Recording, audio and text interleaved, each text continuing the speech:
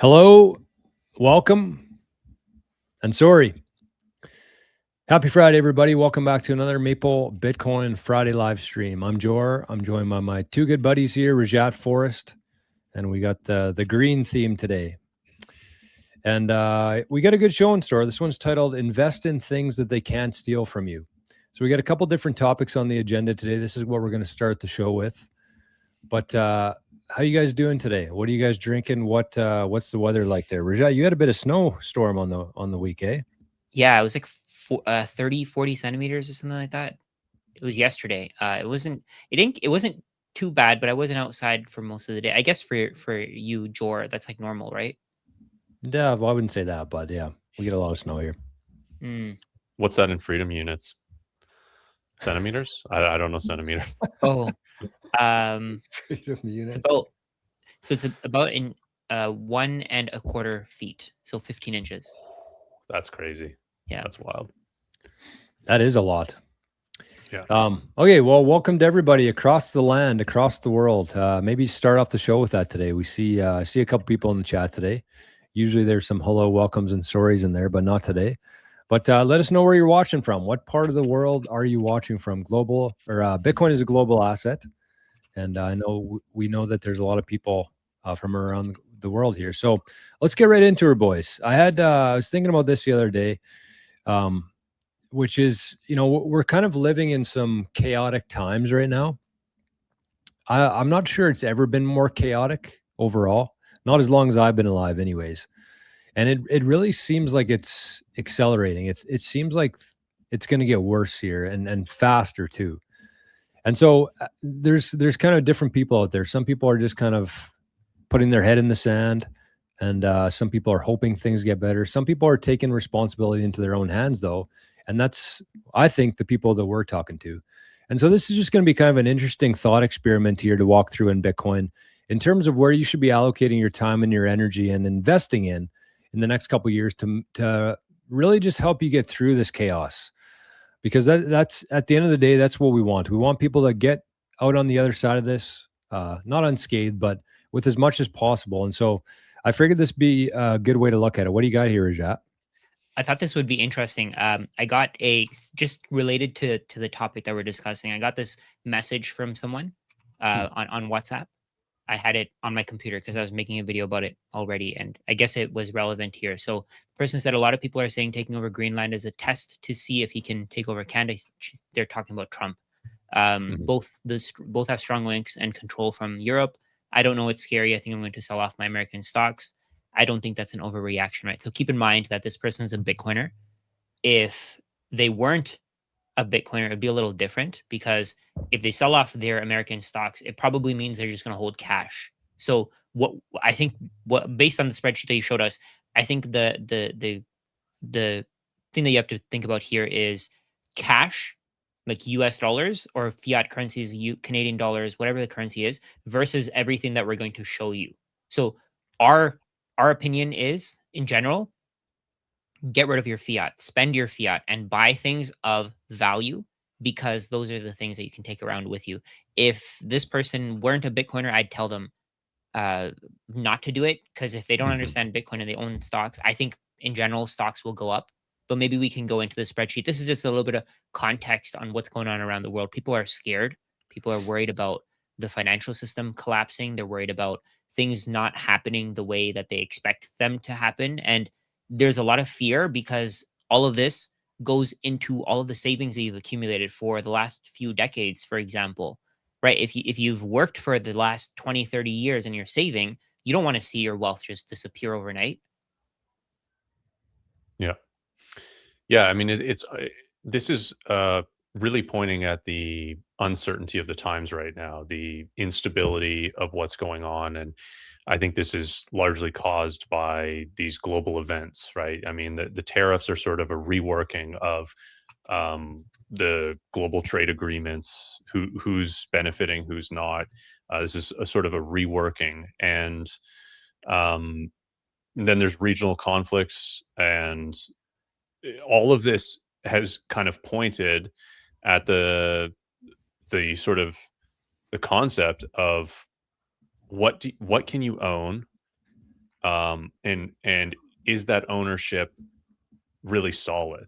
A really clear example in today's age is in Iran. If you were invested in Iran, if you owned a home there, um, you can't. I mean, I think that's actually why the government subsidizes a lot of property ownership and real estate, is because they know you can't take that with you. It's sort of like an Yeah. investment that's locked in place, and they like Wow. that.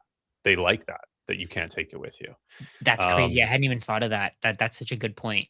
yeah. Wow. So the question right there is, like, the people that are in there, the Iranian rial collapsed. If you owned any stuff, if you owned any assets that are scarce, that can't be inflated as fast as the currency, then you won in purchasing power, or you protected yourself, is maybe a better way to say it.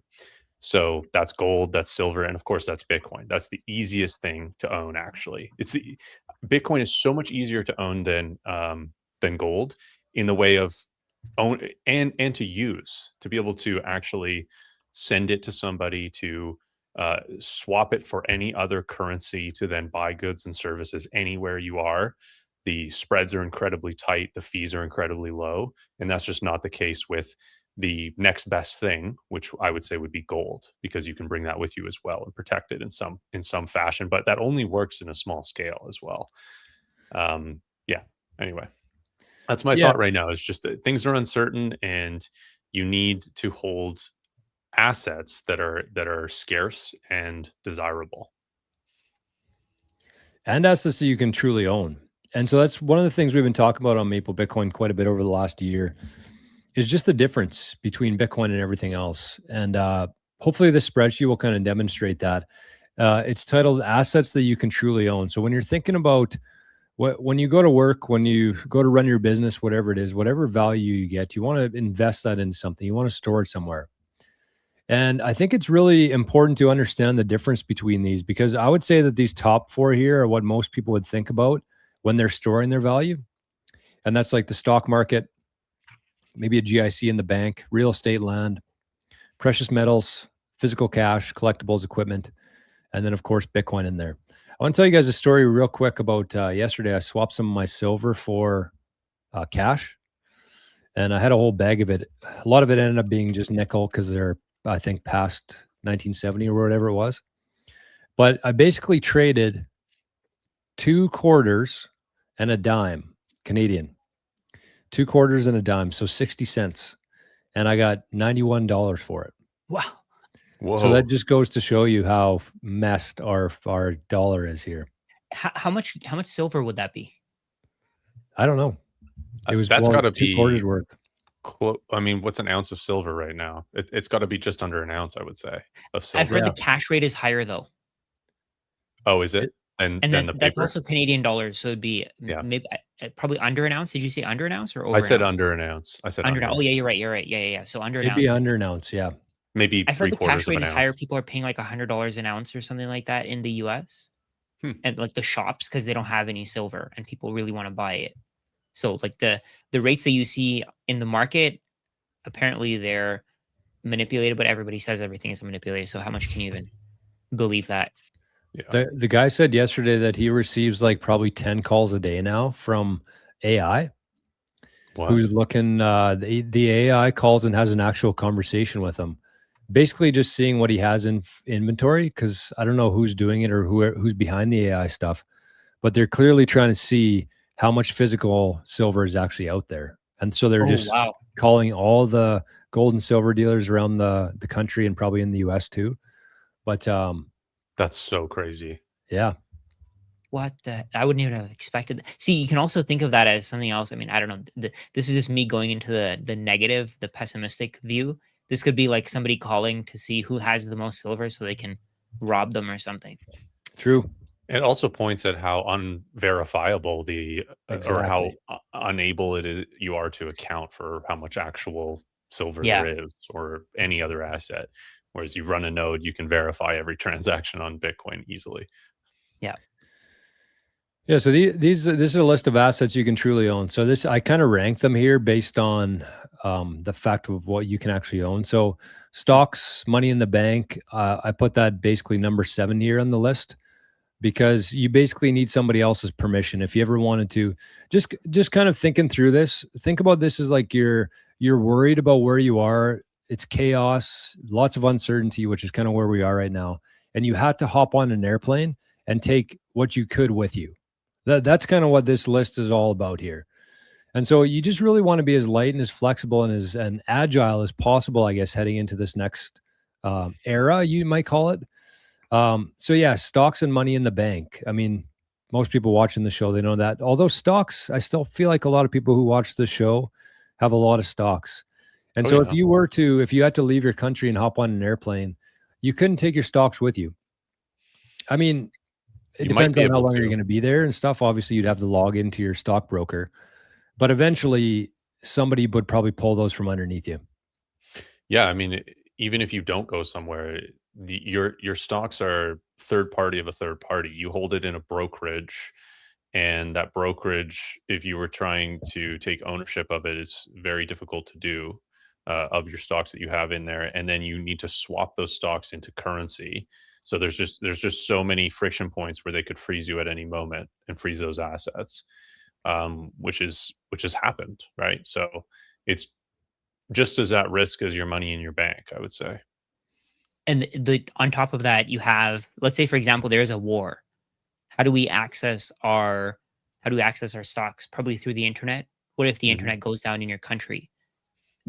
So there is, you could probably say that okay, you can go to another country and Bitcoin is affected by that.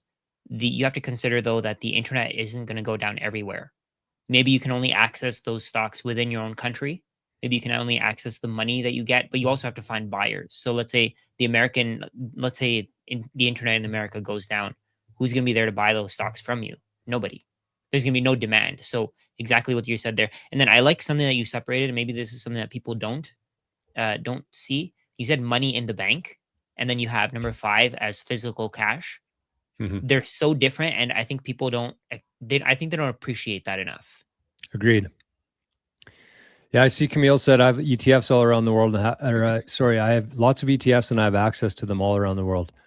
Agreed. Then that's kind of like the login part of it. But what I'm trying to say here is that if let's say that Camille, you had to leave the country and you wanted to actually cash those out somewhere, I think you'd have a very difficult time doing that because you'd have to cash it into your Canadian account. And assuming that you're not in Canada anymore, you would have to find a way to get that into a different account or have somebody withdraw for you or whatever that is, especially in a large account. And then so you'd have to go from your stock brokerage in that scenario, transfer the cash to your bank, which is also in Canada, and then you'd have to find a way to get that outside of where you are right now. So yeah, of course it's easy to log in and look at what the balance is and stuff like that. But if you actually wanted to cash that out and hold that wealth where you are, it would be very difficult to do. And then you have access to them until you don't. Right. Yes, So that's it. so like with the so when I used to work at brokerage, I mention this all the time, but when I used to work at the brokerage, I would see people's accounts blocked and frozen because they didn't make their CRA payments or they missed some alimony payments. They can do that. They can take your stocks away from you. No matter how wealthy you are in stocks, it's only while you have access, and that's a big assumption. You may not Yeah. be able to access your stocks anymore at some point. There's nothing that you can do if, let's say, the US government says, we need your stocks because it's for national security. We don't have enough cash. Nobody wants the US dollar. Now we need to sell shares of companies that are in the US so that other people will buy them because they have actual value. They can confiscate it at any time. It hasn't happened in the past, but you have no clue what's going to happen in the future. I think the point here too is that at each stage of you trying to access some purchasing power out of this asset, you are asking permission. You are Yeah. asking permission of your brokerage to sell those, to find the market for them, and then you're using some currency and you're asking permission to transfer that over to a bank, and then you're asking the bank to be able to spend that digitally or to be able to withdraw it physically. So there's just all these potential choke points. Not saying that It's not impossible, especially in today's age where we still live in, peace times in certain areas and stuff. Yeah. But again, if you live somewhere where there's some chaos, some turmoil, those choke points, those points of friction, those permission, those points where you have to ask permission, are going to get frozen. They're going to get stopped. It's going to be so difficult, and that means, like, you might own those, but it's down the line. You own a claim to something that you're very far away from, and that's the real thing we're pointing at here, is assets you can truly own, right? So you own an IOU of something that is being held by somebody else, and you need permission at each step. It's pretty far away from real ownership, Right. is the concept here. Right. It's not the worst thing you could ever have, stocks, right? But it's just know that you're pretty far from actually owning that stuff. Right. Because let's say that you had to leave. Let's say you're in Canada and you have a bunch of ETFs and stocks and stuff, and you had to leave, and you got there and you're like, okay, well, what do I do now? And you compare that to Bitcoin. And if you just take those 12 words, and I know we're going to get to Bitcoin here in the future, but just comparing these one to one right now, you land, you put your 12 words into a device, you get access to your Bitcoin. There'll be people within that country who will buy Bitcoin either in person, or somehow you'd be able to get that out and actually spend that Bitcoin. And as Bitcoin adoption grows, it's going to be even more so the case, where you're going to be able to find somebody on every block that you can buy a cheeseburger from, or you can buy groceries from, or gas, whatever it is.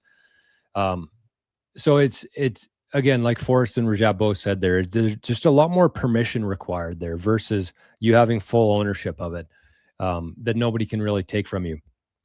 Exactly. So that's the case with stocks and money in the bank. Again, there are ways to probably do it, as Forrest alluded there. As we are today, you could probably do it, but again, we're assuming that things have gotten worse, more chaotic, and these centralized entities have clamped down even further on ownership for individuals. Mm-hmm. Number 6 here is real estate and land. So it's one thing I think that people, they just kind of assume that because they are the owner of their property, their house, their land, whatever it is, that they, I mean, it's, try taking a piece of land or a piece of real estate on a plane too. Obviously you can't, but even so, even in your own country, you don't own it because of property taxes. You stop paying the property taxes, you'll find out pretty quick who actually owns that land.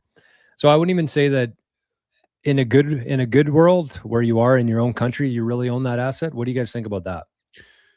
I think there's another thing here too, which is when you have something physical like this, it needs to be enforced by power. And so if you think about lands that are invaded, those people paid the money. Maybe they don't even have a mortgage anymore. They have the deed to their house, and an invading army comes in and says, I don't care about any of that. I have a gun. You don't. I now own this land. That's happened all throughout history. And because, again, it's something physical that you can't take with you, you can't break a brick off of it and have a piece of an ownership of your house. You don't, again, it's a degree of ownership that you're far away from the ownership of that actual real estate. You basically have a lease of the land that the government in that area is protecting with their relationships and power that they have. That's what you have with real estate, in my opinion. You have a lease on the land that the government lets you have. Yeah, and on top of that, that lease is something they can cancel whenever they want to. If they deem you an enemy, if they deem you an enemy or anything, they take whatever they want. Yeah, you have no power over that. Also, I mean, there's another thing where, let's say, for example, you need to leave your country and the majority of your wealth is in real estate. Because it doesn't move, you can't take it with you. If let's say you have a $10 million real estate portfolio in the US and you need to go to a different country, you can't take that with you. Your real estate's left behind. There's absolutely nothing that you can do about it. Yeah. Yeah, and so this is kind of why that's why real estate and land is worse than precious metals, because if you have an ounce of gold in your hand, that's yours. Yeah. Like there's no lease to that. There's nobody that can give you, who can, say that that's not actually yours. Sorry, the laws changed, the regulations changed, that gold ounce is no longer yours. No, it's yours. So You that's possess why it. exactly. Yeah. And so it's the same case with precious metals like gold, silver. That's the case with physical cash. That's why it is so different than money in the bank, like Rajat said. Collectibles, these are all things that you can actually hold in your hand or keep to yourself. That you own these, but that's why I put in bold here. They're all just yours until somebody more powerful comes along. And that's kind of been our thesis here with why Bitcoin is far superior to all of these things, is because with Bitcoin, the essentially for somebody to guarantee that they're not going to get your Bitcoin is to kill you. So somebody comes in your house, two different scenarios here. You have a homeowner with a bunch of gold and collectibles and silver in the house. They kill you. They take everything in that house. The other house, Bitcoiner, they kill the Bitcoiner. They still don't have access to the Bitcoin. If it's secured properly. I mean, if they have their 12 words written down and stored on their computer desk, that's different. Then they do have the Bitcoin. But if you secure it properly, if you set this thing up right, the only way to ensure that they will not get your Bitcoin is to kill you. So it totally changes the incentives for violence. But it is. That's why Bitcoin is superior to precious metals, physical cash, collectibles, and other equipment that people usually see as investments. The way that I see it, if something is physical, the other person can kill you and take it from you. But if Yep. something isn't physical, like the things underneath, the ones at the top, so if your stocks aren't physical, somebody can't kill them and take them from you, but your government can take them from you. If you have Yep. bearer bonds or bearer stocks, let's say you have a stock certificate, somebody can kill you and take it from you. Your land and real estate, somebody can take from you. You're not necessary for them to get it from you. Precious metals, same thing. If somebody sees your gold, if you have $1 billion worth of gold in your house and they know that it's there, they can take it from you. That's something that you can't do anything with. You can't do anything to stop that. Whereas everything else, if somebody kills you, they can't get them from you. They can't get your labor. They can't get your skills. They can't get your network. They can't access your Bitcoin without you being alive. Right. Yeah, and it's as simple as I mean, this is why gold basically failed as money and was completely centralized and created paper certificates of ownership of gold, is because it is difficult to protect serious amounts of capital in the form of something physical like gold. So the way to do that is you hire out the security of it by placing it in a vault that is more protected than you could protect it, which is a bank. That's what banks are, right? That was their original Use case. purpose. Yeah, their original use case.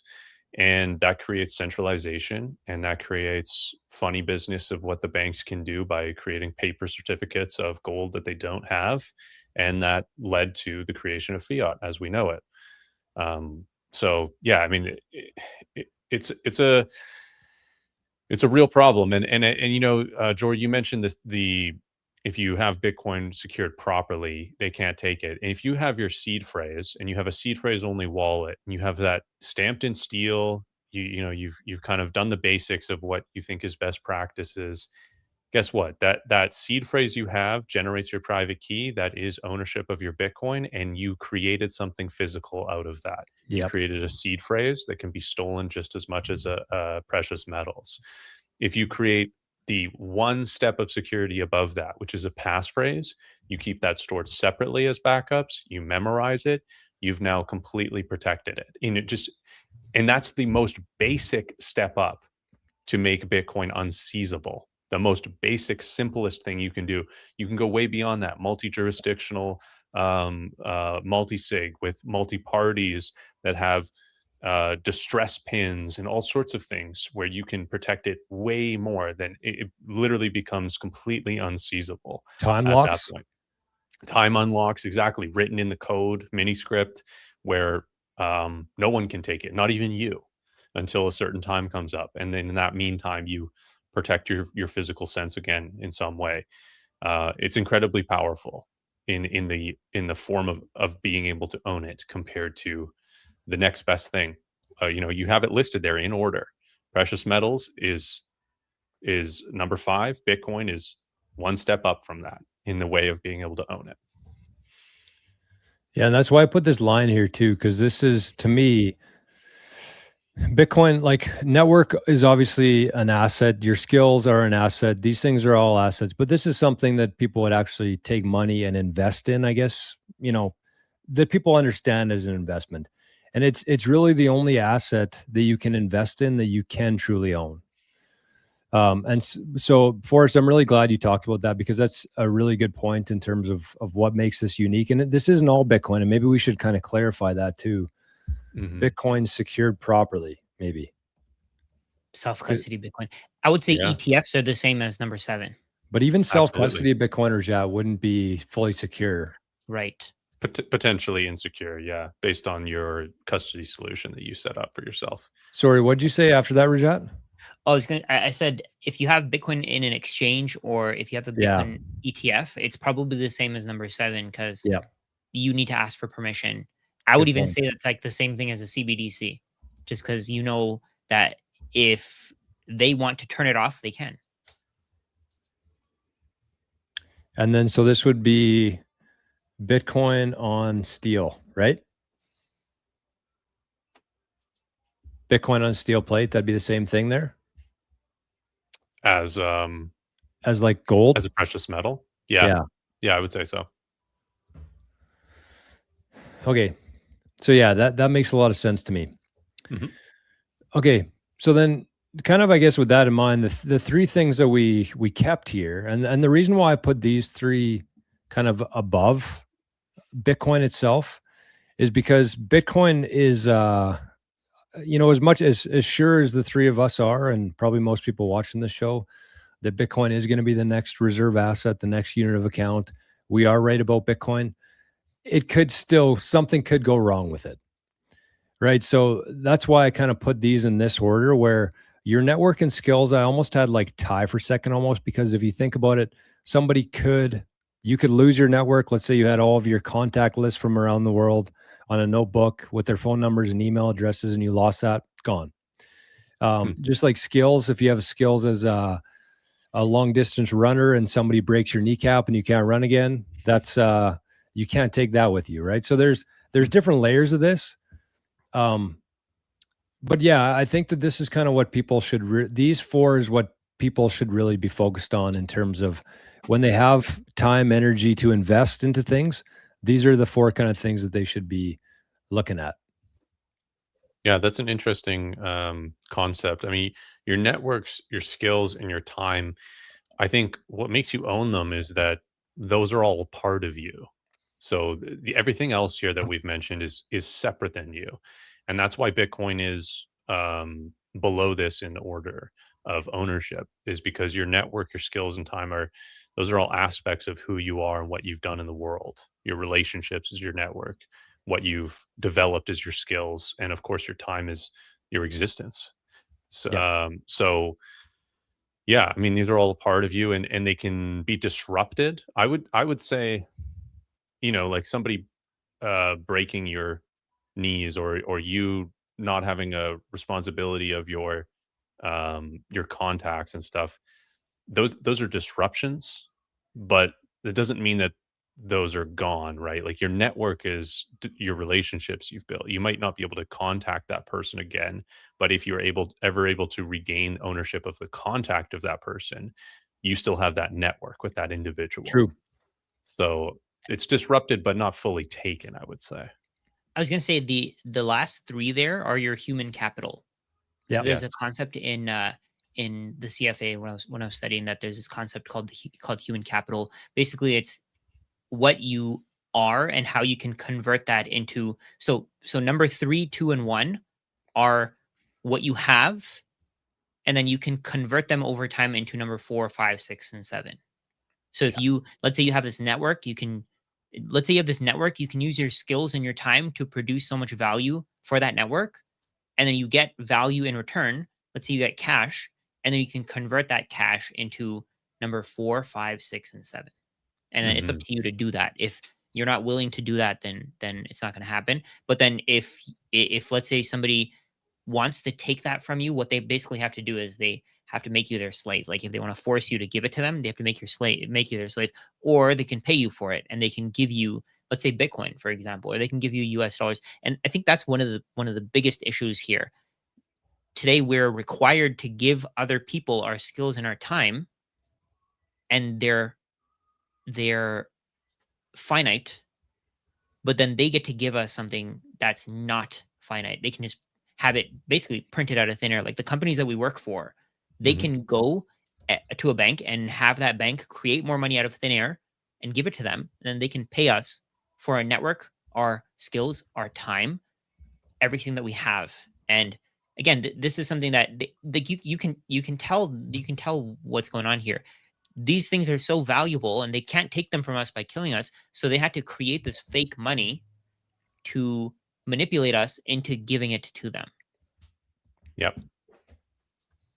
Exactly. Yeah. So this is, I mean, these are the kind of things, again, kind of going back to where this whole conversation began, which is if you had to flee the country and hop on an airplane, what can you take? And it's kind of these bottom four here. So that's kind of what people should be working on and putting their time and energy towards for those reasons, because it is fairly uncertain here. I have no plans to leave Canada, but it gives you a lot of peace of mind knowing that. I mean, just think about two scenarios. One, somebody who has been developing their skills, growing their network, allocating their time. When I say time, it's like doing things that you enjoy, whether that is your job, whether that's time with your family, your friends, because nobody can take, and that's why I put it number one, is because nobody can take those memories from you, right? Like nobody can take the first beer you had with your buddies on a beach somewhere, or the first trip you took to Mexico. Nobody can steal those things from you. Those are within you. And so you want to do more things like that overall. And I think that time is probably the most precious and scarce unit that we have, because it is, again, going back to Bitcoin, we think it's going to succeed, but with the way things are progressing and with everything coming down the road, which we're going to get to in a couple minutes here after this part, you just never know. Like anything could happen, but then these things are things that nobody can take away from you. So that's just kind of from my perspective. If I was sitting here in Canada and things just got progressively worse and worse and worse, and I had a huge real estate portfolio and I had a bunch of money in the stock market, I would be much more fearful than I am right now. As somebody who has Bitcoin, somebody who spends the majority of my time trying to improve my skills and grow my network and utilize my time properly, I'm sitting good here. That's why, I don't pay too much attention to what the government's doing here, because frankly, I don't give a shit. I'm flexible, I'm agile, and I do have some physical assets here, like the house and some other things, but it's not my main stack. It's just a part of it. So yeah, that's kind of where my head was at when I was thinking through this stuff. Yeah, you can take it and leave it. If you can just take your savings and leave if you need to. Exactly. And most people don't have that option because they're saving in physical, or not even physical, but even like stocks. They're not a physical asset, a digital asset. They don't even have control over. Yeah, when people, I mean, there's this saying where like Bitcoin is FU money. And when people hear that, they think, oh, that's because I'm going to become so rich that I can, if somebody wants me to do something, I can say, no, F you, I'm independently wealthy, whatever. And that might be part of why people define it that way. But this is also it. Like, this is FU money because it's yours. You own it. No one can take it from you. And it's up to you to give it away if you feel like that's the right option for you. Like, in exchange for goods and services, or even Buck 52,000 in the chat talked about the forfeited Samurai Wallet Bitcoin. That ultimately, I mean, I don't know the exact details of it, but in a sort of a criminal case like that, it's likely that that's part of a bargaining chip, right? We'll come forward with this. We'll forfeit these assets intentionally because we think that will help in our case or something like that. I think if they held those back, or if they had the ability to hold those back, that would create an extra issue in the case against them.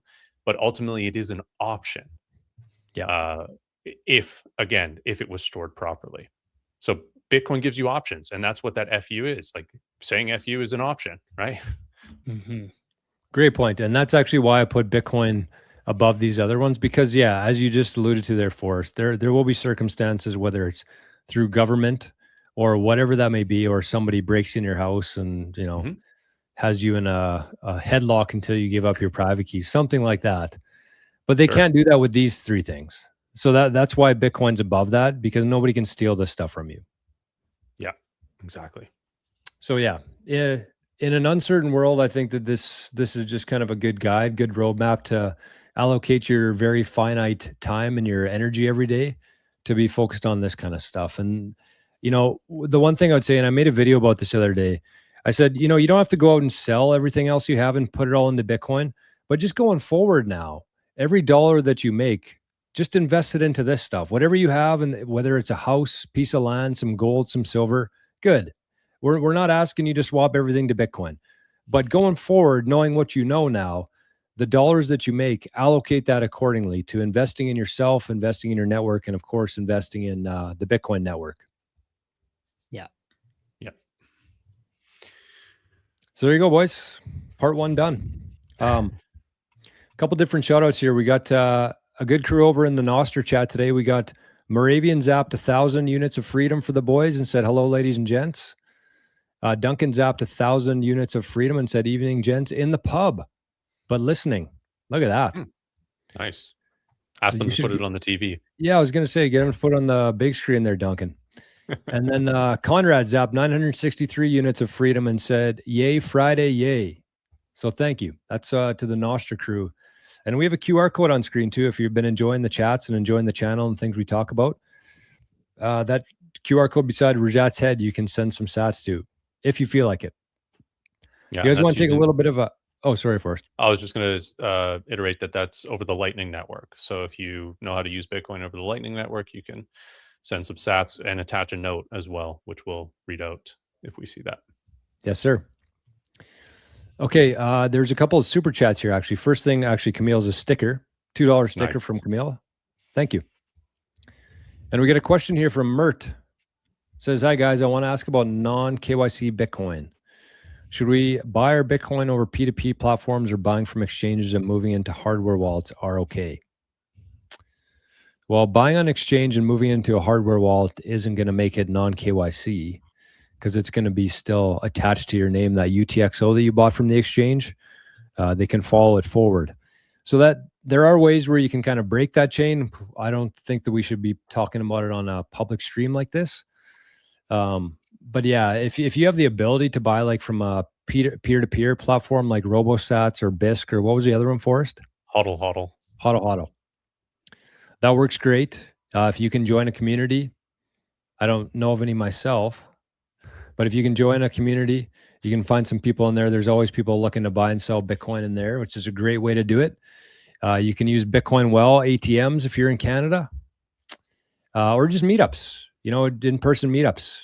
There's probably, I haven't been to many because I live in the bush here, but I'm sure there's meetups you can go to in Ontario, BC, any part of the world, Alberta, and you can find some people to trade some fiat for sats. Yeah, and those are all great ways to get the non-KYC, but I think to answer your question about there is sort of like, should you be actively pursuing non-KYC Bitcoin or not? This is actually a really good connection to our do you own it type discussion, because you can own Bitcoin. You can buy it in an exchange, you can take custody in your hardware wallet, and you secure it properly. Again, no one can take it from you, or it's incredibly difficult for somebody to take it from you. You basically have to give them at some point, whether it's under super threat of duress or whatever, you have to give them ownership of that Bitcoin. And that's the case with KYC or non-KYC. But KYC Bitcoin, there's basically what I define as a data silo. So if you buy it on Coinbase, for instance, Coinbase now has the information of you buying Bitcoin and sending that Bitcoin from the exchange to the address.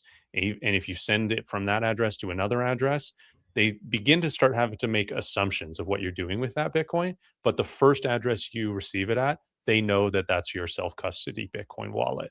So they know you own Bitcoin. And if they're subpoenaed by some authority, then they know you have Bitcoin. Again, they still have to coerce it out of you, but they know you have it. The idea of buying non-KYC is to have private money, which we should all be entitled to. There's no reason not to have privacy. That's like saying nobody should have blinds on their house. I think it's just part of human dignity to have privacy. And so that's kind of the reason to have non-KYC Bitcoin. So you can have a mix of both because there's benefits to both. And ultimately, Bitcoin is a peer-to-peer network. And that would be the recommended way to get non-KYC Bitcoin is through a peer-to-peer system. Yep. Yeah. Like if Great you can point get there. paid for creating value, it's a great way to get non-KYC. Yeah. Daniel says Lightning transactions are private. Yeah, for the most part, there's definitely much more private than on-chain. Yeah. We don't want to get too far into that, but I actually did think this was a really good opportunity to talk about a couple plans that we have in the future here. So in the last 10 minutes here, we've been talking about the difference between like Bitcoin on an exchange, Bitcoin with your private keys held on steel, Bitcoin with a passphrase, Bitcoin geographically dispersed, maybe encrypted, things like that, plus the non-KYC, Lightning, Liquid, how to be thinking about this, how to be structuring it, how to set yourself up for the future. The three of us are actually in the process of putting together a course right now.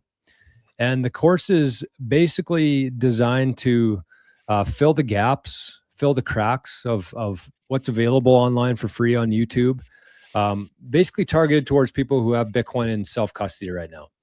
So we're going to be doing an 11-part series talking about a ton of different things, basically things that you won't find online.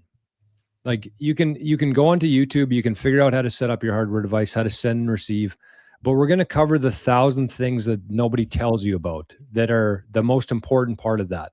When you're trying to build your foundation in Bitcoin, you shouldn't have any cracks in that foundation, any gaps in there. And so that's kind of what we're creating with this. And it's going to be available to our Maple Bitcoin School community. It's going to be in there. We're also going to have it for sale if you just want to do a one-time purchase. But we did want to mention it today because we're going to be raising the price. As soon as this course comes out, we think it's going to be invaluable to people who understand they're here already. They just want that extra couple layers of security and things to be thinking about, and essentially the gaps filled in their setup and their foundation. So we're probably going to either double or increase the price of our school within the next 2 to 3 weeks whenever this course gets launched. So if you join, you can join at a much lower rate because whatever rate that you join at, today, I believe, is $30 a month.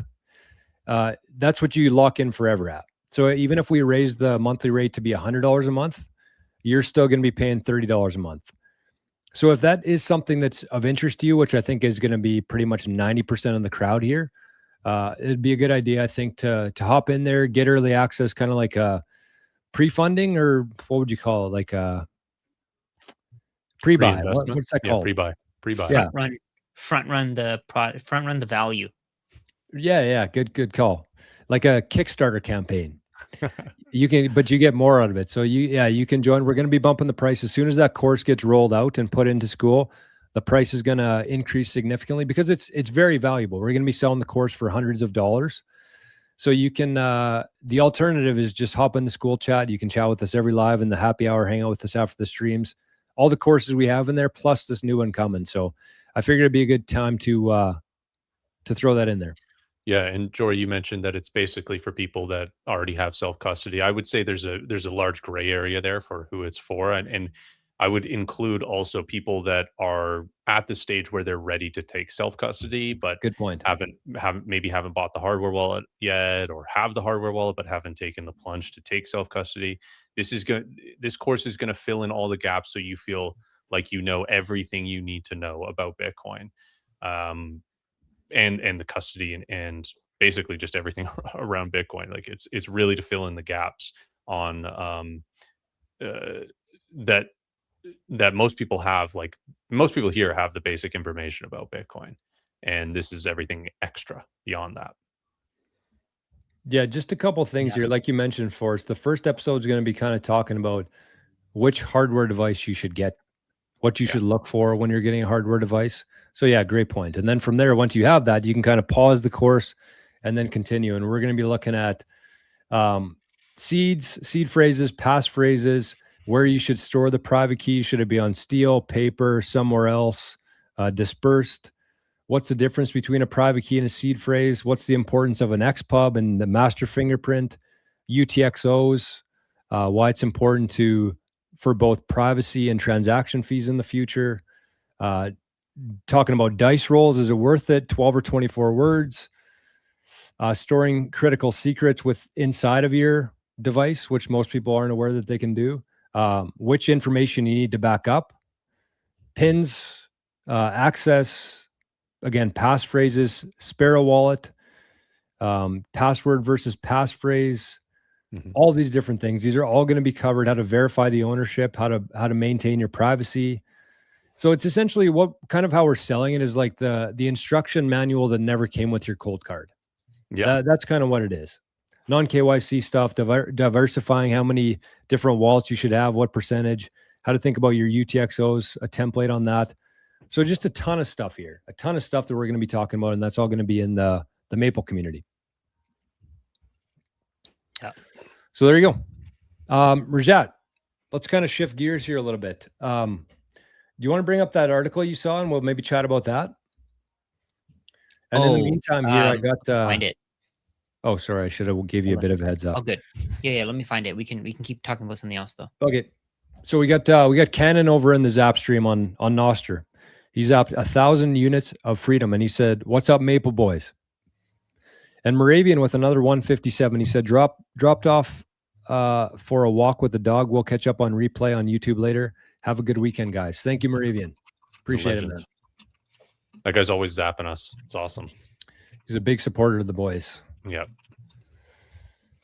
Yeah, and this is kind of a good strategy. Kind of what Forrest said earlier and what Camille's talking about here is like having some KYC and non-KYC. And you might say, well, why the hell would you want KYC coins? Why would you want people to know that you have that Bitcoin? Which is a great point. But like if you're going to be using your Bitcoin in the future in terms of like maybe you want to buy a house and you want to put up a portion of your Bitcoin as the down payment, that's going to be KYC'd when you do that. You might want to use your Bitcoin as collateral since it is the best form of collateral. You take it to the bank, you have to send them your Bitcoin, you've KYC'd your stack there anyways. And I don't know for sure, but most banks, I'm sure once this rolls out, they won't even recognize non-KYC Bitcoin for that. And so even if they do, once it's through the banks, then it's KYC'd anyways. Yep. Their system's all about control, and they need to validate everything. And it's a complete pain in the ass to do anything within their system. And they will still exist for some time to come, right? Before the Bitcoin banks that understand and are okay, or the laws change or whatever. But, if you need to play within their system to some degree, you're going to want to do that with KYC Bitcoin. It's just easier. It's easier to get. It's cheaper. Most non-KYC options have a 5 to 10% spread on it. So yeah, it's a good idea to have a mix of both there, like Camille said. Yeah. What do you got here, Rajat? So this is the post that you were referring to before. So what we're seeing here is, I think the age of any, I guess, accomplishment is growing. So you can see here, median age of the U.S. Senate is 65. Median retirement age is 62. Median age of U.S. home buyers is 59. And this one, I guess this one is important as well. It says the median age of a new hire in the U.S. is 42 years old. So what the median, I mean, this guy explained it a little bit, so you can see here. It seems to me like a lot of people don't understand what it means to have a median age of new hire that is 42 years old. Let me try to explain more clearly. When the median is 42, it means that there are an equal count of hires on the left side of 42 and on the right side. So 50% are older and 50% are younger. This means assuming symmetry, no skew. For every hire that's 32 years old, there's a hire that's 52 years old. For every hire that's 22, there's a hire that's 62. Which, if you think about it, is actually insane, because as you get older, people shouldn't be starting new jobs, right? They should probably be retiring. The number of people who are 22 who need a job should not be the same as the number of people who are 62 and need a new job. So that's wild. And then, and you would respond to me and say, that's crazy. Obviously, it's not symmetrical because old people should be dying and retiring. And there should be a deluge, I don't know what that word is, of young people, I guess fewer people, of young people filling in, or more people. Filling in, more people, there you go. Of young people filling in jobs in the 18 to 23 range in high school or college. And that's exactly my point. It should not be symmetrical. There should be way more people who are getting jobs at a younger age than the people who are older. So if somebody is, let's say if somebody's 18, the number of people who are looking for first jobs when they're 18, the same number of people are looking for jobs at 67. So it's just the opposite, right? And the reason why this is so crazy, I was thinking about why this is just absolutely wild. It's because older people can't sustain their lifestyles without working. Hmm. They need to continue to work. They can't retire because their savings are just being destroyed. Younger people can't have jobs because the older people need jobs. And then on top of that, so that's the first one. The second one, US home buyers 59 years old. What that means is that people who already have money, so the people who are 59, they probably already have a home. And what they're doing now is they're buying a second home, a third home, a fourth home as a retirement property. So the age of people buying homes is rising. So you can see here, the same number of people are buying homes at 40. So the same math, same logic applies. The same Mhm. number of people are buying homes at 40 as people are buying homes at 78. Same number of people are buying homes at 30 as people buying homes at 88. That's crazy. People Insane. don't live to 88. So the 30-year-olds aren't even buying homes. Like that's what this is telling me. I guess you guys give me your opinions as well. The median age of retirement is 62 years old. So there's the same number of people who are retiring at, I guess this one's not that big of a deal because there's the same number of people who are retiring at 50 as I the thought ones that who was are. low actually. That I seems a thought little low. It's I thought it'd the be like same. 72 or 82. That's what I would have thought. But then you have to look at it the other way as well, right? The people who are retiring at 50. There are a lot of people who are. There are probably not that many people who are retiring at 50, and there's not that many people who are retiring at 74. So I guess Yeah. like this one, maybe it doesn't apply to, but I don't know. Maybe there's a different logic there. Median age of U.S. Senate. All this is all the older people who have an interest in the economy, their needs are being fulfilled because the people who are setting up the rules are in that group. Yeah. Yeah, this is a I mean, does Jeff here have a theory? Because you mentioned your reasoning for this, Rajat, is that people are having to work longer. Uh, Yeah. is that the same conclusion that Jeff has here, or did he state why he thinks that this is the case? So that's what I said. Yeah. Broke older people don't quit their jobs. I didn't see something for that. This is actually Mm, recent. I didn't notice this before. I just read it okay. while we were talking before. But it seems like he's just explaining the math. I don't think he really gave um a real reasoning behind it. So you can see here the argument is that if there are way more hiring happening in the belly of the curve, Mhm. this is not healthy for society because it prevents stability to promote family and capital formation. And combine that there with a dearth employment. I guess he's making typos here. Dearth employment happening on the younger end of the curve. It actually caused from so I guess he's saying that people aren't they're not they feel they don't feel positively, like morale isn't positive. Right. But I guess he didn't give a reason. Yeah, so with the retirement one, you guys were kind of surprised by that number 62. I think there would be a large concentration around that age. There's not Yeah. much on either end. And there's Right. maybe some, retiring at 50, 55, maybe a little bit like closer to the lower end below 60, and then some skewing out because there's some people that, drop dead on the floor of they never get to retire, right? Um, but it's probably a large concentration around that age, comparative to these other ones. Like the fact that I mean, we know that people are working when they're 20, when they're 18. We know that, right? That's when you get into the labor force, or Well, that's what maybe it used to be though. I feel like it's not the case anymore. no, of course, maybe not as much, but still, there's got to be some, right? When they're after college, right? When you're maybe 22 or 24, right? And there's got to be at least some new hires at that age, and then that is that's what's so staggering about this is the fact that that there are at least some, whether it's less or Yeah. not, but then that's completely offset by the huge amount of older hires. Um, which, yeah, I think probably the best leading theory with that is that people are having to work later. I mean, it's possible as well that people are healthier for longer. I mean, that's another potential input there that I would have is that people are able to work longer. Yeah, that's part of it for sure. I mean, I heard this like horrible story. This guy, Warren Buffett, he had to work till he was 95. Did you hear this? He didn't get to retire until he was 95. It was crazy. If only he had started investing when he was younger. I know. Yeah, And Munger passive too. income, guys. Yeah, I mean, kind of my theory on that is like if I'm just kind of thinking about the average age there of new hires. I just think that there's just not a whole lot of kids these days that are coming out of university because they're not being trained for what's actually happening right now. Like they're all kind of going through these different programs in universities, and it's different if you're like a plumber or you have a trade.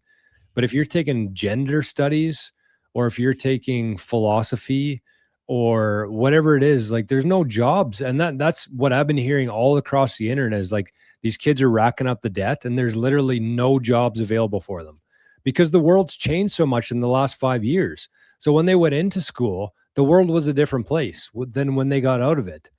And so to me, if I was an employer, I would much rather hire somebody who's 40, 50, 60 years old than somebody who's 20, who's been trained in the different set. So then if you think like nobody's really ready for this, in that case, like who has better social skills? Obviously the 40, 50, 60-year-old, they've been dealing with people for 30 years. 20-year-olds have almost no social skills. So we're kind of in this new world where nobody's really ready for it, like job description wise, but the older generation is much more equipped because they've been through 30 years longer of life and have much better social skills. So if I was an employer, I don't blame them at all. I would be hiring 50-year-olds way ahead of 20-year-olds right now. And I also think that Gen Xers in that sense too, the baby boomers are almost all the way out in terms of mostly retired. I don't know how many baby boomers would still be working, but I feel like Gen X is a much different generation than the baby boomers. They were raised with the internet, or not raised with the internet, but they had more exposure to the internet. Maybe some of them have more wealth. And I just think that the baby boomers are kind of on their way out, and they were the ones that just got a job at 20, worked till they were 65, retired. That was the baby boomers. Gen X wasn't really like that. They bounced around different jobs, doing different things, different careers. That's kind of how I see it. And that would kind of explain it in my head of why that number's so high. Yeah, the moving jobs is an interesting one, and I do think that there's a huge premium on experience. It's like that weird catch-22 when you're looking for entry-level jobs that require 2 years of experience, and you're like, "How am I supposed to get that? This is an entry-level job." So, I mean, I guess if the labor force is there that you're looking for, then the new labor doesn't necessarily look as, or like the younger labor doesn't necessarily look as attractive to you as an employer. But I mean, with so much, I guess there's just sort of like a concentration or like a lack of like new white collar jobs maybe as well, Yeah. which could go towards younger sort of people that are uh more flexible and able to learn about the new things, right? I mean, that would be one advantage to a younger employee is that they might have more knowledge of the present and be flexible and be brought up with AI and stuff. Whereas, Gen X might have trouble adapting to that. I don't know, but it's a crazy statistic, that's for sure. But I feel like when you even compare those two, like baby boomers, I would agree with you there. They're a little bit more, there's more friction with baby boomers because they spend more of their life without the internet. Whereas Gen X, I feel like is pretty in tune with the internet. Like they would have been teenagers to like young adults when the internet first started becoming a little bit more popular. I feel like they've been around it for a while. So I don't know. There's a lot to think about there. But There is. one thing I heard the other day is I was thinking about this a lot in the last couple of days is like, I feel like retirement itself is just such a scam. That's like a baby boomer generation thing is like, yeah, go to work 40 years and then retire. And it's like, well, you just wasted the best 40 years of your life for some dipshit company. And then you're like 65, 70. And then you think that like, that's when the golden days are. But the point that I heard and kind of tying it back to the skill stacking here that we started the show with is like, you should never really plan on retire because every year older that you are, the more valuable you are because all of your skills that you've accrued compound over time.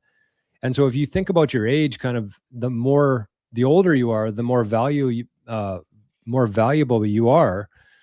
Then it's like people retiring when they're 60, they're pretty much in the prime of their like, value wise. So it's like, take some time when you're 20, 30, enjoy yourself.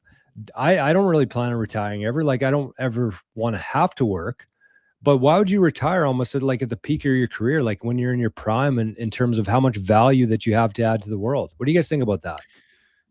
I think that it's possible that this is just I mean, this seems like a symptom of the fiat system to me, because yeah, Agreed. you become more valuable over time, but you shouldn't have to only rely on the value you can create in the moment to get a paycheck to fund the Good next point. couple of weeks of your life, right?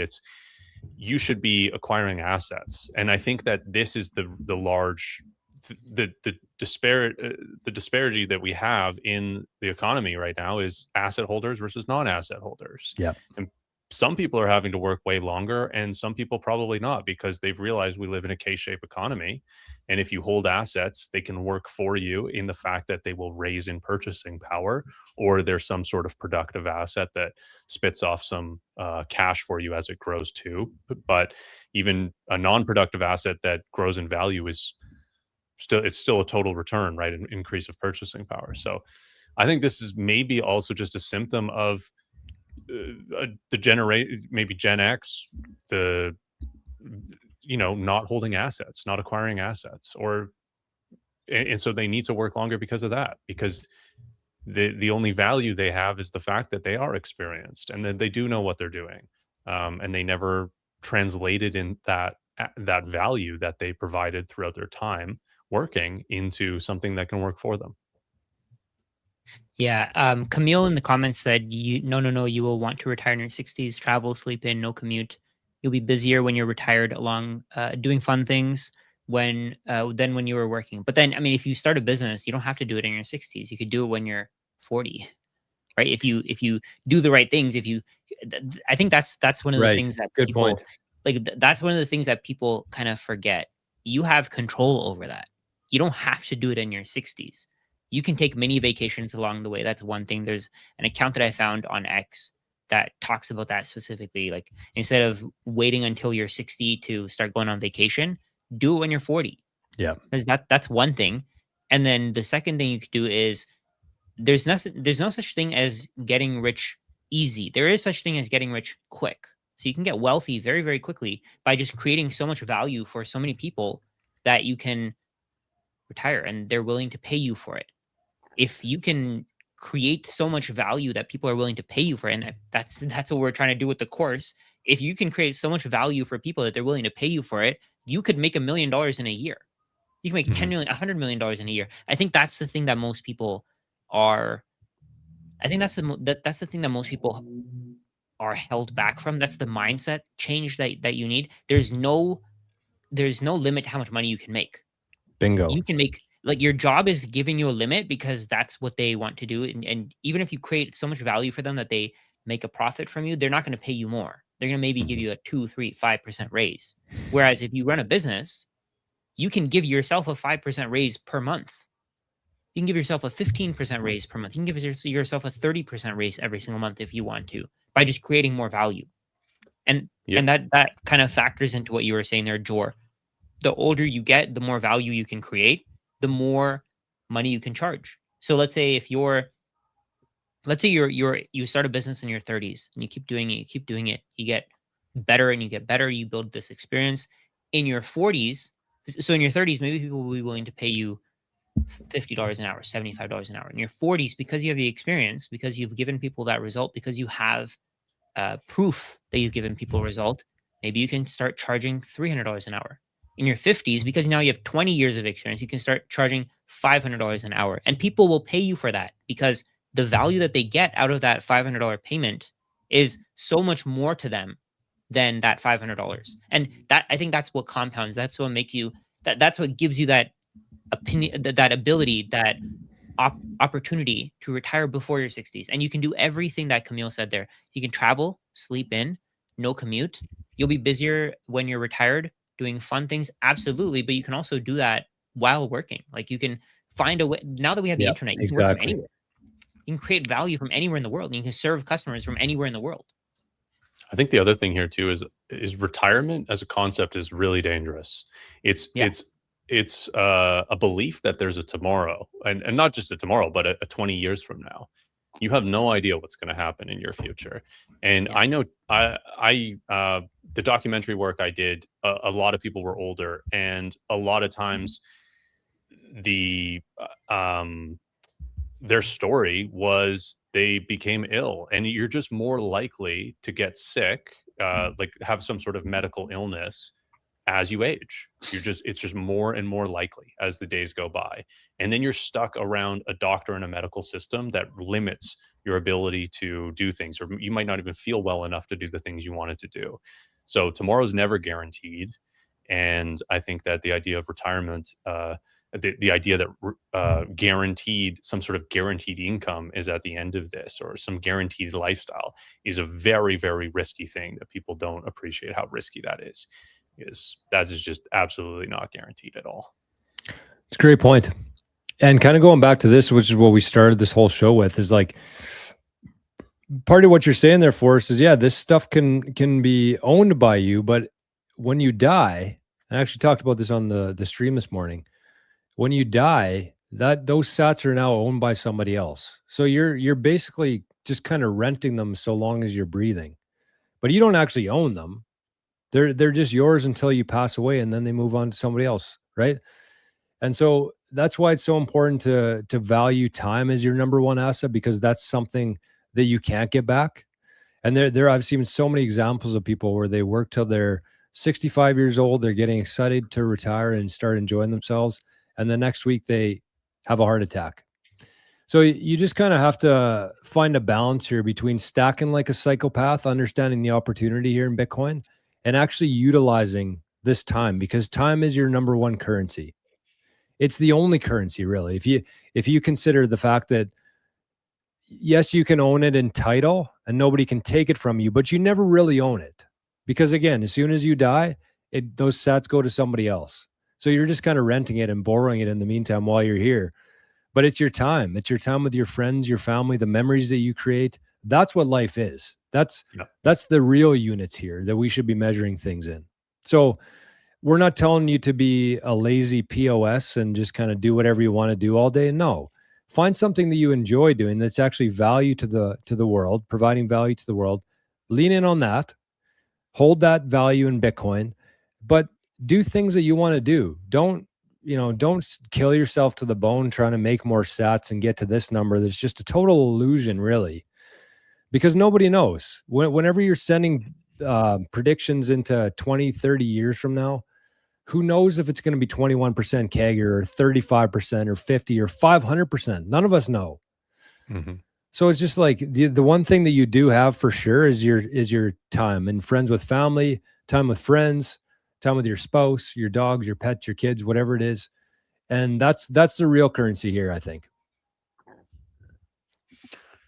Yep. It's the only thing more scarce than Bitcoin is your own individual time. That's right. And I want to give a big shout out here. We got 5,265 units of freedom sent to our QR code there beside Rajat's head. And the comment here, it says, "Thanks, guys. Got my dad to watch for the first time from the Bitcoin Nurse." Wow. Awesome. So Bitcoin Nurse and his pops are tuning in today. Big shout out to them. And big thank you for the support today. That's awesome. That's so cool to hear that. And there was another one too. 8078. It says, "Thanks, Maple Men." So a big fat zap, 8078. And it just says, "Thanks, Maple Men." Anonymous. Oh, and a 152 here. I'm guessing that was from our guy, Buck52. Nice. So thank you, everybody. Okay, boys, where are we here? Should we, do we have any comments to get through and questions? Did you guys see any good ones in there? I didn't see anything too major. What do we have for time? What about the... Oh, sorry. Go ahead for it. I was going to say we should go on some of those subjects we have written down pre-show as well. Oh, yeah. We actually had an agenda today. First time ever. What episode is this for us, boys? I don't even know. When did we start the show? I think we started filming stuff in February of last year. Yeah, something like that. something like that at least. But I don't. It took us like maybe a month to start doing lives as well. Right. Yeah. Okay, so let me bring up this tweet here that I wanted to share with you guys. Hopefully I can find it here quickly. There it is. So this is super interesting to me because I was listening to a podcast the other day. I forget who it was. It might have been Rabbit Hole Recap yesterday. I think it was. I think Odell said that it was just funny how, you know, if you think back to pre-COVID and even right after COVID, there was this huge narrative around the ESG, like the BlackRocks of the world. Everybody was super concerned about the impact of the energy, like on the environment. And then all of a sudden, as soon as the Silicon Valley guys, the tech guys, as soon as they needed this energy for AI, it was like, oh, okay, energy is actually good again. So Bitcoiner has been saying that for a long time, especially how Bitcoin actually utilizes energy. But I felt like this was a very fitting post to bring up kind of on that note, which is from Jason Lowry, one of my favorite Bitcoiners personally. And he said quantum is the new Bitcoin is bad for the environment. Isn't that kind of true? In the sense of like, they kind of got away, because again, if you think about it through this lens of like, okay, the powers that be, the centralized entities, the governments, the central banks, they obviously do not want Bitcoin to succeed, right? But they can't stop it. So what do? They flood the market and flood the brains with propaganda and just nonsense, really. Mm-hmm. And that was kind of the last thing that they had been going on for like 10 years. Like the World Economic Forum basically put out a huge article saying that if we don't shut Bitcoin down in the next year, the world's going to run out of power by 2020. And we know that that didn't happen, obviously. But it's just like, this is the only thing that they have is just FUD, fear, uncertainty, and doubt, and just throwing these narratives around where people don't really understand it. So they just cling on to it or just implant some sort of doubt into their minds. And so then they just ignore it. They move on. They're like, oh, yeah, Bitcoin's bad for the environment. I don't want that. So I'm not going to take more than 2 minutes to look into it today. Yeah. But we're past that now. We're on to quantum. We're on to quantum, which is such a funny thing to think of. Every single thing that relies on digital security relies on cryptography. And quantum, if it ever becomes able to break the current level of cryptography, every single aspect of digital security needs to be updated to resist that. And to think that Bitcoin is somehow different in that space where it won't update, where we won't fix that, where some technology will come out that will break Bitcoin but not break everything else is just ridiculous. It relies on digital security. We will upgrade digital security as needed. Cryptography has always been a race between being able to decipher cryptography and develop cryptography. It's always been like that. So this is just the exact same step as anything else. Yeah. I think one of the ways to look at this is it's much easier to change a lock than it is to find a way to break that lock. Right? Because let's say, for example, if you have you can change your password on like X or YouTube, for example, and for somebody to find out what that password is there's a certain level of difficulty, let's say. Yeah. If you find a different way to write that password, let's say, for example, you add a space, it makes it 10 times more difficult for that person to find out what that password is. Then if you add another character, makes it 10 times more difficult. Then you add another character, makes it 10 times more difficult. And this is the way that Bitcoin is as well. So if people see that there's an actual threat of quantum computing to Bitcoin, then the development to make it quantum resistant will speed up. There are enough people with wealth in Bitcoin that will want to fund that.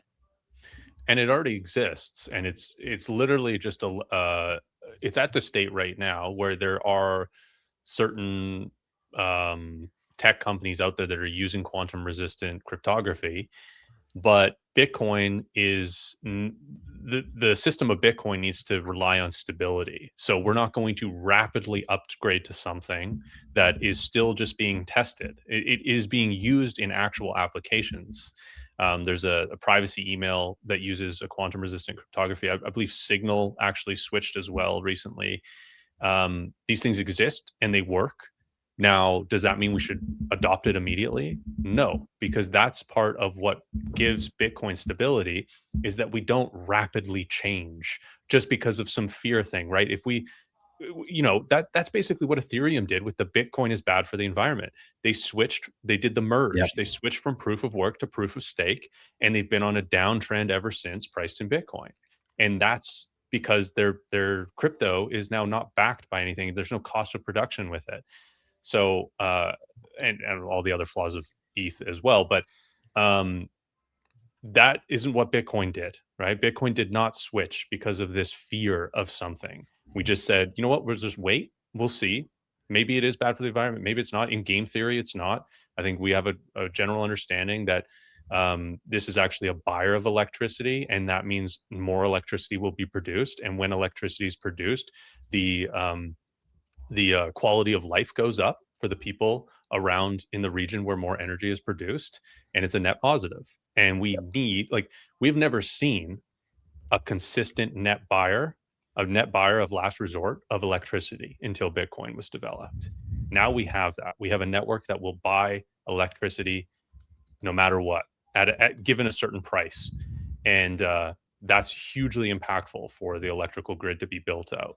Because if you think about a small village somewhere very remote, there's no incentive of an electricity producer to build electricity production there, because they can't sell the electricity they can generate. So then those people go without electricity, and they have a lower quality of life because of it. But now they can build that electricity, and they have the buyer for it, and it's called Bitcoin. So this is just another FUD point, as you pointed out, Jor. And Bitcoin will be slow to adopt it, but that's because this is not a threat. It's as the qubits go up, the error rate goes up. Their ability to actually use the amount of new qubits is not linear. It doesn't work together. And the only way they can have improved error rates is by feeding the exact information they want the quantum computer to recreate. And you cannot feed it the private key. If you feed it the private key, which is what's at risk with Shor's algorithm, with quantum, if you feed it the private key, there's no reason for it to generate the private key, because you already have the private key. So it's meaningless. It's completely meaningless as it is now, in my opinion. Yeah, I'm kind of on the same page, and I actually came up with a theory a little while ago, and I shared it with you guys. I wanted to make a video about it, but I figured, we're doing a live stream here. I could kind of talk about my theory on the quantum stuff, which is that quantum's actually a good thing for Bitcoin. And you'd be like, what the hell are you talking about, Joe? You have too many Guinnesses today? No, hear me out. Hear me out. So my theory on quantum computing is that it is actually good for Bitcoin, because everybody knows the total supply here of Bitcoin. And that's actually one of the things that makes it so valuable, is the fact that we know exactly how many units there are today. Well, not exactly how many there's going to be, but approximately how many there's going to be, very close to how many there's going to be tomorrow, 10 years, 100 years from now. That's one of the main value props of Bitcoin. But what we don't know is the available supply. We don't know how many Bitcoin are actually available to be used, or how many, think about it this way, how many Bitcoin are lost? How many Bitcoin from the early years, 2010, 2011, when people were doing these conferences and giving away 25 Bitcoin to everybody in the audience? We don't know how many Bitcoin are actually lost. There's no real way to know. Everything is just a prediction. So one of the biggest value adds about Bitcoin is the fact that we know the supply. We can verify that supply. So the available supply, based on the fact that nobody can realistically say how many coins are lost, is we have no idea.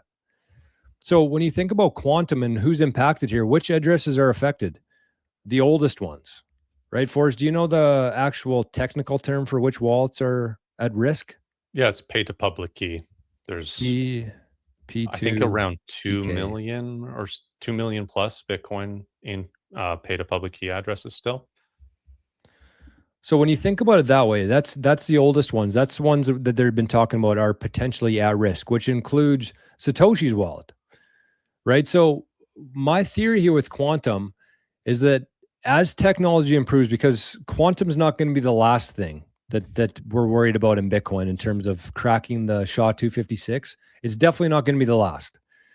And so my theory here is that Satoshi knew that this was going to happen. He wasn't a dummy. I think that there's nothing perfect in life, but the design of Bitcoin was the closest thing we have to perfect. So Satoshi obviously knew that technology was going to get exponentially better through time. Yeah. And so what if this was his kind of way of saying, as technology gets better, those people who actually have the keys to that Bitcoin but haven't moved them for 10 or 15 years, as technology gets better, those ones become at risk, and therefore they move those coins. So the coins in the old wallets, are forced to move. And therefore, you don't have to sell it. You don't have to give it to the exchange. You don't have to do anything with it. You just move it from this old P2PK address into something new, and you're done. But then we know that those coins haven't been lost. So then all of a sudden, this number here, that's, in my opinion, completely just fictional. It could be 4 million coins lost. It could be 5 million coins.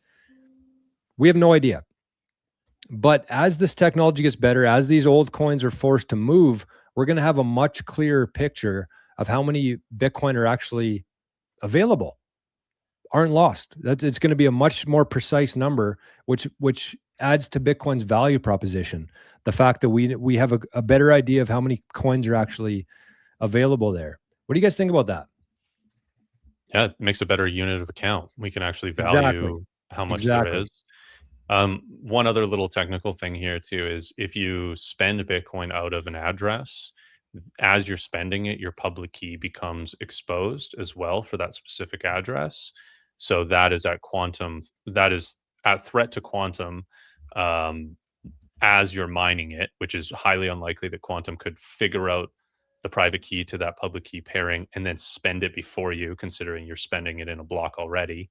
But if you don't have the proper protocol of your Bitcoin going back to a new change address, then those wallets are at threat too. So anybody that's using Tangem, all the hundreds of comments I got on the problem with Tangem wallet that says Tangem is the best. There's nothing wrong with Tangem.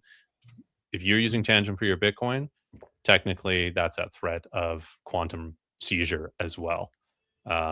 So single use only is a problem as well. So it pushes people to actually use Bitcoin in the proper way, which has always been to not reuse addresses. Technology improving forces people to move coins. And the other part of this too is like if you consider the fact that all of Bitcoin is kind of based around this proof of work concept, right?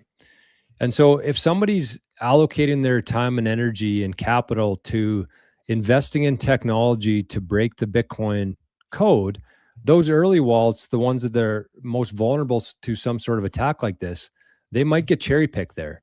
But how did that happen? Somebody invested their time, their energy, their capital to make something that can actually take those coins from somebody else. To me, you might say that's stealing somebody's coins. I think that that's just somebody putting in actual work. If that's what they think that is a better investment than just buying Bitcoin itself, all the power to them. It is a form of proof of work. Yeah, exactly. They've created some sort of value to be able to do that. And I do think that there is also gray area there with this quantum attack idea of them being technically able to own Bitcoin by deriving the private key and taking ownership of the Bitcoin.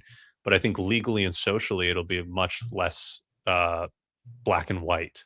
So think about who's developing quantum. It's Google, it's Microsoft. All of a sudden, Google is going to have this arm of their quantum division where their business proposition is stealing Bitcoin from people. I don't think that's going to be very popular from the shareholders. I don't think that's going to be socially very popular. So that's another thing to consider there. But yeah, realistically, like some guy in his garage right now could be developing this technology that picks off old Bitcoin from these old addresses. Good on him. Like that, even though it's stealing, to me, that's proof of work, because instead of doing that, he could have been, adding those skills to Google or Apple, whoever, getting paid for it. But instead he would decide to do this. So it's kind of ethically subjective, but I think it's proof of work. Yeah. So would you say that if somebody, let's say for example, if somebody has a bar of gold in their house, worth like 500 grand or something, and somebody does the research, they scope out their house, and then they go to their house and they take that gold, would you call that proof of work? No. No. Why? Well, Why is that different? that's a good point, Rajat. I'm I just hadn't asking, thought why is about that different? I mean, you're probably right. I actually agree with you, because that way coins can't just be lost and nobody can use them. But then I just thought of that just now. Well, I'm here's thinking through it too. Here's part of it though, Rajat, just kind of off the top of my head. If you break into somebody's house on their property, Yeah, that's illegal.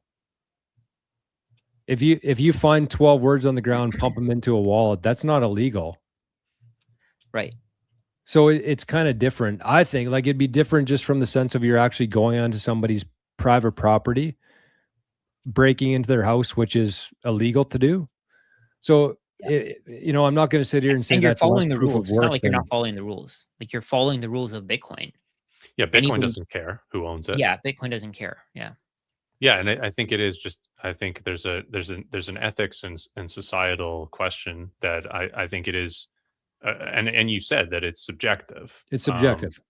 Yeah, but it's also very possible that these quantum, if it ever gets developed, is not stealing Bitcoin from anybody. It's taking Bitcoin from people who don't have access to their own Bitcoin that they had, like they lost the keys or they're dead or whatever. Right, exactly. So, I think that's what's going to have to be developed over time is community consensus on how Bitcoin is treated and how we do a quantum upgrade if ever that happens. So people have time to be able to take ownership of their Bitcoin, to prove ownership of their Bitcoin, and to protect themselves if that ends up being the case. And then anything left over is kind of up for grabs because it just is, right? Right. And Sandeep Star here. It's a nice looking woofer there. But said condoling stealing coins. Idiot. That's not what I'm saying. You clearly missed the point of this whole conversation here. So I'm just saying, like, there's a difference between, to me anyways, like if you develop this technology and you were able to get somebody's coins from an old wallet, like you guys said, maybe the coins were actually lost. Maybe nobody actually has the keys to that Bitcoin. There would be no way to know. To me, that's a much different scenario of actually breaking into somebody's house and stealing 12 words or a gold bar out of their house. Those are two different morally, you know, the way you look at it, I think anyways. I don't know. Maybe I'm out to lunch with this. All right, guys. Let's end it off there. It's 3:30. We gotta go to the happy hour. We can keep going with this. Like, and if people want to join us in the happy hour, maybe we'll continue this conversation. Cool. All right. We could keep going with this. So yeah. Okay. So yes, just in case you haven't yet, the thumbs up here do help. And one thing that I would actually ask, and it has been having a positive impact on my channel, is just leave a nice comment. Just say we enjoyed the conversation today. Leave your thoughts on quantum. If you want to call me an idiot in the comment section, go ahead. But it helps because it gets more traction on YouTube. People decide whether or not they want to watch the video if it's interesting. So that's one way. If you don't have the ability to support us through the community or through Sats, leave a nice comment. And of course, we'd love to have you in the Skool community. So that's where we're heading right now.